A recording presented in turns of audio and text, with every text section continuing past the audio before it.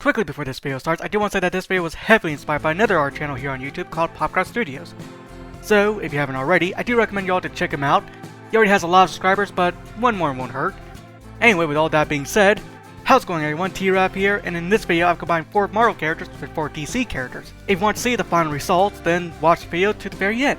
And if you want to see more of this type of content, then I do recommend y'all to hit that like button and subscribe to see more. Anyway, with all that being said, here's the video.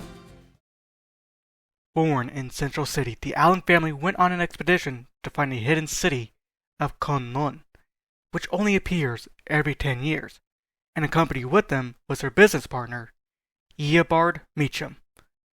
While scaling the mountains, young Danny slipped, taking his father and mother with him, only hanging on by their tie ropes. Eobard saw this as an opportunity to steal Wendell's wife from him, so he let him fall to his death, only saving Danny and his mother, Heather. Heather rejected Eobard's advantages, and she took Danny with her and ran off in a different direction. While running, they came across a pack of hungry wolves, and with nothing else to do, Heather decided to sacrifice herself to save Danny. Archers from Kunlun tried to save her, but they were ultimately too late. They took pity on the 9-year-old Danny Allen and welcomed him in their city. There, he not only learned martial arts, but science as well, becoming one of the smartest residents there. At age 19, Danny was given the opportunity to gain the powers of the Lightning Fist. The only way to do this is by fighting and slaying the Speed Force Dragon. The battle was fierce, and Danny almost lost his life. But he had an epiphany.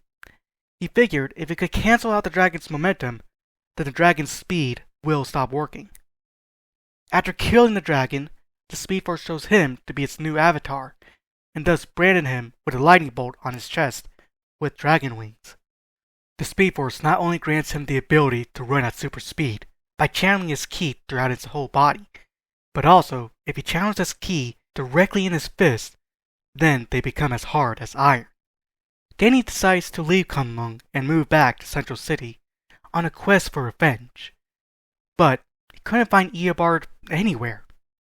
Well, it turns out that Eobard was not the man he claimed to be. In fact, he is actually from the distant future and is the avatar of the negative Speed Force. But that'll be a story for another time. Now living in Central City, Danny found work as a forensic chemist for CCPD and was the founding member of the Defending League. Even though he has super speed, he still manages to be late for most events in his life.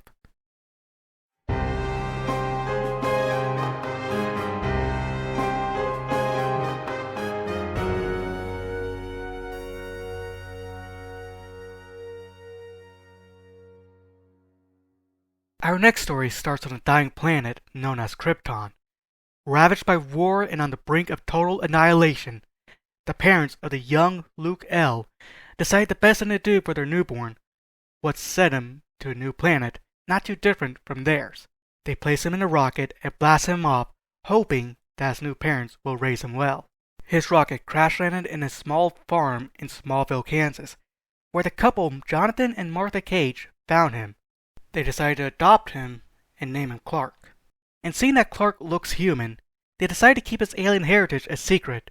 After all, this world has a stigma against the meta-mutant population. People born with or were given powers in some points in their life.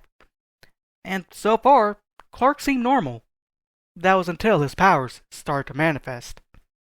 It's not uncommon for meta-mutants to gain powers in their adolescence, and as a Kryptonian, Clark's genes start to mutate while being exposed to Earth's yellow sun. He developed super strength, flight, and bulletproof skin. It was at this point his parents had to tell him the truth. Reasonably upset that his parents kept this a secret from him for his whole life, he ran away from home and decided to join a gang. With his powers, he committed several petty crimes, but then he realized he was not just hurting himself, but his family as well, and he figured he could help a lot more people with these powers instead. He got out of the gang and moved back home to tell his parents what he's going to do now. John hated the idea of Clark using his powers, but Martha? She loved the thought of her son being a hero. She made Clark a costume fashioned out of his old blanket from his rocket, and he adopted the name Powerman. He would save a lot of people in Smallville, even going out of his way to save cats from trees. It seems like people really liked him, even if he was a metamutant. John would later change his mind about his son's powers, but things started to take a turn for the worse.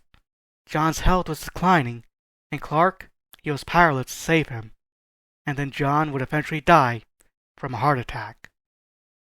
As an adult, Clark would move to Harlem and get a job as a journalist for the Planet Bugle. Things seemed to be going up for him at first, but an old gang member caught wind of Powerman's exploits. Willis Luther, now the leader of the gang, and a man who never liked metamutants to begin with, wanted to see Clark's downfall. He schemed a way to make it look like Powerman would kill someone, and it worked. Even though Powerman didn't kill anyone, he would still have to prove his innocence and would have to out himself as Powerman. It could have been from a bribe or from prejudice, but Clark was found guilty of the crime he didn't commit and was sentenced to a metamutant prison. But this wasn't enough for Luther. He wanted to find out what could stop Powerman once and for all. Luther hired a research scientist to find out what makes this alien tick. Turns out that remnants of Clark's home planet, now radiated, would weaken him and cancel out his impenetrable skin. Years later, the government caught on to Luther's plan and released Clark from prison. He would occasionally team up with Lightning Fist and call themselves the Super Friends for Hire. He would also join the Defending League to stop the ninja invasion from the League of the Hand.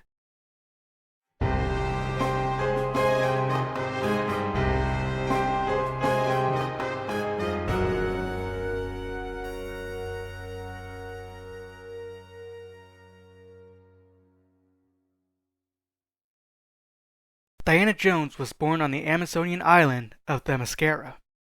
There she trained to be a skilled warrior alongside her friend and adopted sister, Artemis Walker. Everything was peaceful until a man walked short on the beach. His name was Steve Kilgrave. He was from New York, but his plane crashed in the middle of the ocean. At first, the Amazons didn't want a man on the island, and voted for him to succumb to his wounds and injuries and die on the beach. But Diana stepped in. Even though he's not one of them, he deserved to live. So, she helped take care of Kilgrave until he's healed up. Then, he has to leave Themyscira and never return. During this time, Diana and Kilgrave fell in love, and she chose to leave with him back to New York, a city filled with heroes and villains. She decided to join the fight for good using her Amazonian strength and warrior skills. She became the hero known as Wonder Jewel. But something kept eating away at her in the back of her mind. For an unknown reason, she was on a mission to kill the vigilante in God's kitchen, the Devil Bat, accidentally killing a bystander in the process, and that is where she snapped back to normal. She has been having strange blackouts ever since she met Kilgrave. Turns out, their whole relationship was a lie, fabricated by Kilgrave using his metamutant ability to brainwash people. Kilgrave never loved her. He only used her for her strength and forced her to move to New York and help him with a crime spree. Diana would eventually leave Kilgrave. She wanted to kill him, but she was scared that he would use his powers on her again, so she would instead avoid him. She started a new life as a private investigator and would drop the Wonder Jewel alias. She would also start drinking heavily to cope with the trauma, but she couldn't let go of her hatred towards Kilgrave. She would eventually hear that other women were involved in random murders and petty crimes where they would have no business being in. Kilgrave has returned. Diana knew there was only one way out of this nightmare. She would have to kill Kilgrave once and for all. After finding him, he would try to use his powers to manipulate her into ending her own life. But it had no effect. Turns out, Diana developed a natural immunity to Kilgrave's mind control. Then she walked up to him and snapped his neck, ripping his head clean off. Kilgrave is now dead, but Diana still feels guilty for everything she did while being under his control. Suddenly, the city was being invaded by red ninjas who called themselves the League of the Hand.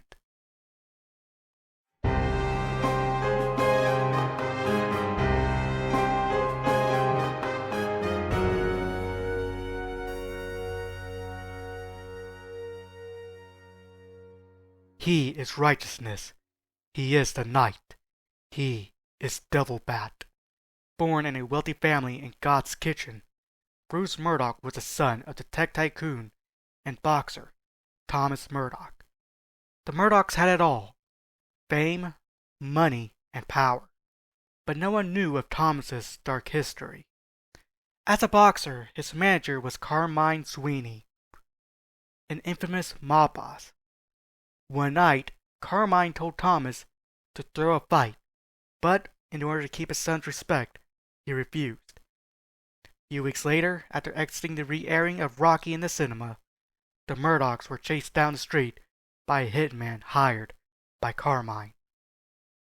The hitman manages to gun down Thomas, but was too distracted and didn't see the truck carrying vats of toxic waste. He was going to shoot Bruce, but was then hit by the truck, spilling the toxic waste into Bruce's eyes, and with the fumes, Bruce went into a coma. He woke up in the hospital blind and with the news that his father was dead. He was put up for adoption in a Catholic orphanage, where he was later adopted by a friend of the family, Stick Pennyworth. Turns out, not only Stick was blind as well, but he is also a skilled martial artist who has been hunting down the members of the League of the Hand. He will train Bruce not only in martial arts, but also strengthening his remaining senses. Not only he can see by using echolocation, but he can also feel print on paper with his fingers, and even feel the colors. But also he can hear if someone is lying to him as well, by listening to their heartbeats. He will take up crime fighting by using tech from Murdoch Industries, and would make a suit using the colors from his father's old boxing uniform. Now all he needed was a name, something that would strike fear in the hearts of his enemies. He took inspiration from what scared him the most as a kid: bats and the devil. He would eventually change his suit to a mostly red theme, not only because yellow is not an intimidating color, but also to hide his identity better, because using Murdoch tech while dressed like Thomas Murdoch would be a big giveaway.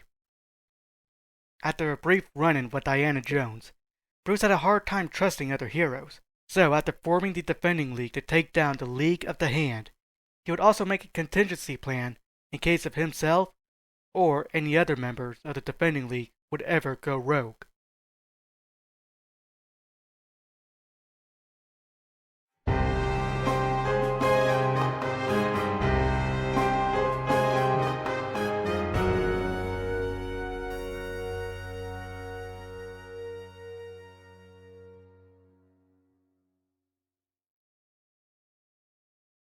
Alright, and here's the final results, and I really do like how all these turned out.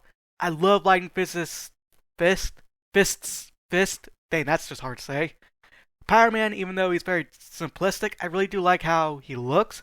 And with the name Powerman, I am very bad at coming up with names.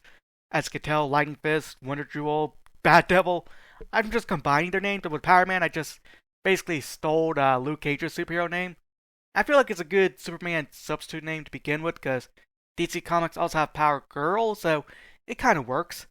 Wonder Jewel, which is very hard to say with a southern accent, I really do like how I made the hair with her natural hair color like growing out, and the dyed part kind of fading out into the natural hair color. I really do like that. Bad Devil, I think it's probably my favorite. Right next to Wonder Jewel. I really do like Wonder Jewel, which I'm just going to call her Diana Jones from now on. But yeah, anyway, I really do like Bad Devil as well, and I give him 2 costumes. And I think I like the yellow one more? I don't know, I also really do like the red one. So anyway, let me know what your favorite is in the comment section down below. And yeah, I hope you all enjoyed this video, and if you did, make sure to like, comment, and subscribe. It really does help out the channel a lot, and yeah, I guess I'll talk to you all in the next video. See ya!